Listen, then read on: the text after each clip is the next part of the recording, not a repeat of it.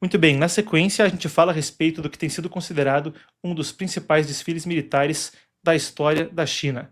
Se reuniram então Vladimir Putin, Xi Jinping, Kim Jong-un da Coreia do Norte e ainda Pezeshkian, o líder iraniano, a primeira vez que os quatro líderes estão presencialmente reunidos em qualquer lugar. Os líderes desses quatro países, não só os líderes da vez. É coisa interessante que também trouxe condenação do presidente americano Donald Trump. Entre o que foi revelado, a gente tem as imagens aqui ao lado, a gente vê uma série de ativos militares que desfilaram pelas ruas de Pequim. E muitas novas armas eram também, então, reveladas quando a gente fala a respeito do assunto.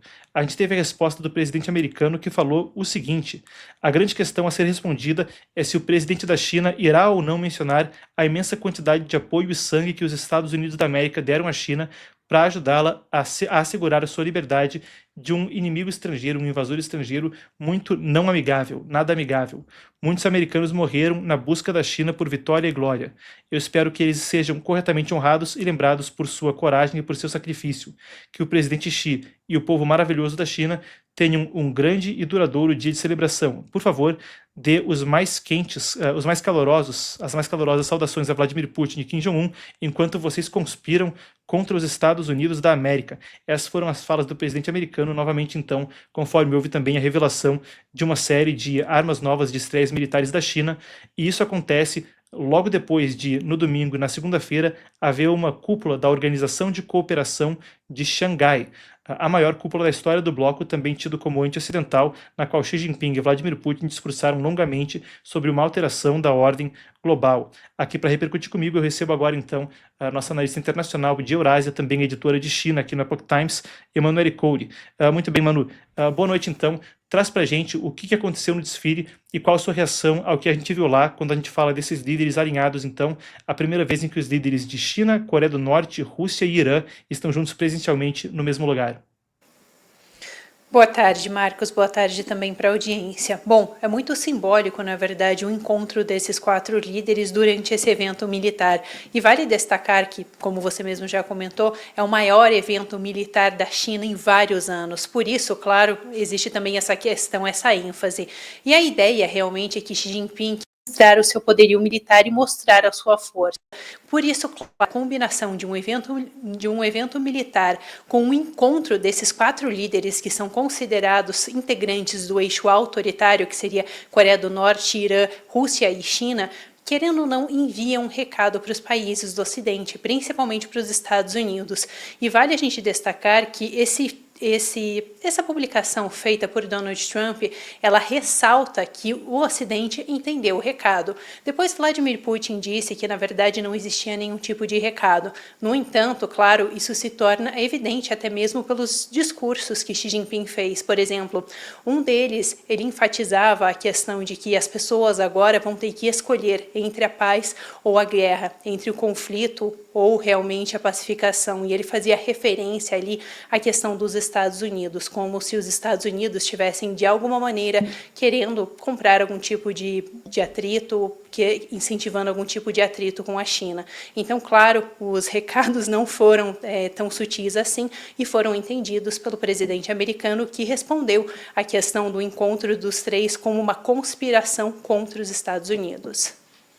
Manu, para a gente aprofundar esse cenário, eu queria também passar pelo seguinte. Claro, como o presidente americano citou aí, esse desfile vem depois, vem no aniversário de 80 anos, então, da Segunda Guerra Mundial e da vitória chinesa na Segunda Guerra Mundial. A gente vai passar pelos desdobramentos disso, só para o público ter informação também que eu não dei quando a gente estava falando ali de contexto. Mas a gente está vendo as imagens aqui do lado do desfile e a gente teve duas informações perifericamente a isso que vieram à tona. Já durante a cúpula da Organização de Cooperação de Xangai no final de semana, houve exercícios militares entre uma série de países da Organização de Cooperação de Xangai, incluindo Rússia, Cazaquistão, isso acontecendo na Bielorrússia. Depois, agora, nesse evento, a gente teve movimentação bélica perto de Taiwan. A guarda costeira, a mídia taiwanesa diz que a guarda costeira de Taiwan viu um aumento de atividade perto de ilhas que são contestadas ali no estreito. Aí também é dito que tem várias revelações de novas armas da China, novas tecnologias militares no desfile. Traz para a gente um pouco do contexto nesse sentido de tensão militar e do que a China está revelando, quais os sinais que a gente tem na diplomacia em meio a esse desfile. Perfeito, Marcos. Bom, como você comentou, a ênfase foi realmente nesses equipamentos militares durante o desfile, sendo que vários deles é a primeira vez que eles estão sendo apresentados para o público, até trazendo algumas informações e curiosidades aqui. Se você me permitir, eu trouxe uma lista de alguns desses equipamentos que têm chamado bastante atenção durante esse desfile. Por favor. Entre eles, a gente tem, por exemplo, alguns modelos de mísseis balísticos intercontinentais, outros mísseis hipersônicos. Além disso, eles apresentaram várias formações de sistemas não tripulados, principalmente de algumas plataformas de combate e também de reconhecimento do território inimigo. Além disso, nós tivemos vários sistemas antidrones, principalmente alguns mísseis antidrones e também artilharia. Além disso, claro, no desfile tiveram vários tanques, drones e outros veículos blindados. Então, realmente teve uma atenção muito forte para isso. E é interessante porque essa é a primeira vez também que a gente tem um desfile militar na China, depois que Xi Jinping reorganizou o seu setor das Forças Armadas. Então, querendo ou não, claro, enfatiza aquela questão que a gente trouxe sobre a China querendo mostrar força. E como você também trouxe essas informações para a gente, nós tivemos várias movimentações militares nos últimos dias. Além desses exercícios militares entre, por exemplo, Rússia e Cazaquistão, na semana passada nós também tivemos o primeiro exercício militar com submarinos entre a Rússia e a China, que durou vários dias, então também muito simbólico. E, inclusive, numa parte desse treinamento, eles chegaram a fazer alguns exercícios para treinar o resgate de outro submarino e também para ataque de submarinos inimigos. Então, claro, tudo isso revela a preparação que a gente vê através deste grupo que está aumentando a sua cooperação. E o que você comentou também sobre essas ilhas taiwanesas, a informação que veio para a gente é que a guarda costeira de Taiwan teve que aumentar a sua vigilância próximo das ilhas de Kinmen e Matsu, que são as ilhas mais próximas ali da China. Elas ficam do lado da província de Fujian, que é a província ali, a província chinesa, onde dá inclusive para ver essas ilhas taiwanesas.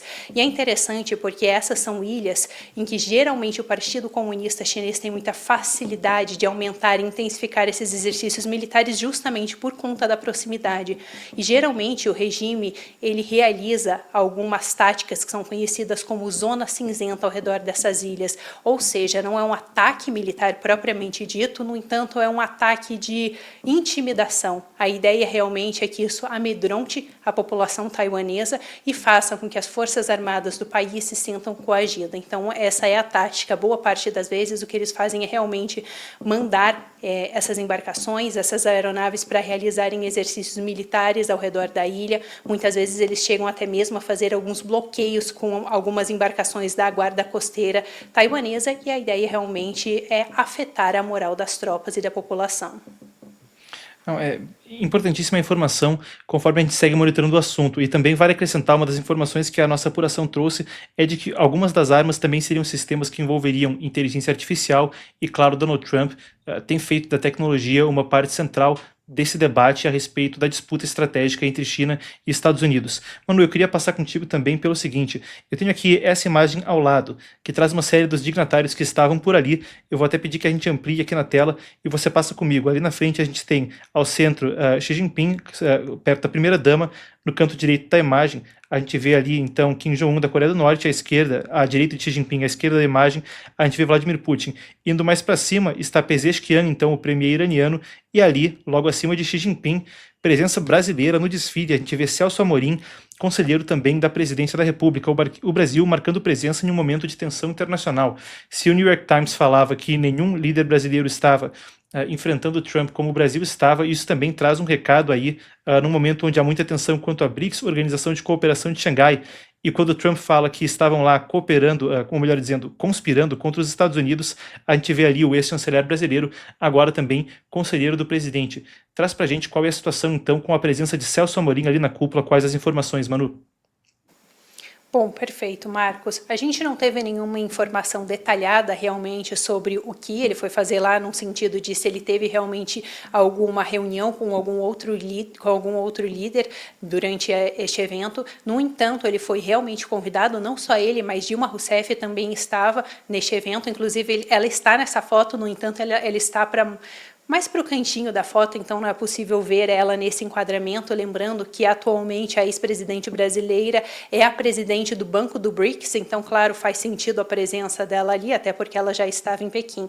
No entanto, é interessante a gente ver a presença do Celso Amorim, porque ele é uma pessoa que tem estado muito ativa no governo brasileiro, principalmente quando a gente fala de contatos com outros parceiros internacionais. Então, várias vezes ele já foi para a China, já fez vários negócios com eles e tem estado em contato bem próximo, até em ligações com o Wang Yi, que é o ministro das Relações Exteriores, que tem acontecido, né, mês sim, mês não. Então, é interessante e, na verdade, justamente nessa semana, que é uma semana tão delicada do Brasil com os Estados Unidos, hoje, por exemplo, a gente vai ter a apuração do Escritório de Representação Comercial dos Estados Unidos, onde eles estão fazendo aquela investigação comercial para entender se, de alguma maneira, as empresas americanas foram tratadas de forma injusta pelo Brasil. Então, justamente neste momento de tensões com os Estados Unidos e aonde claramente Donald Trump está prestando atenção neste evento.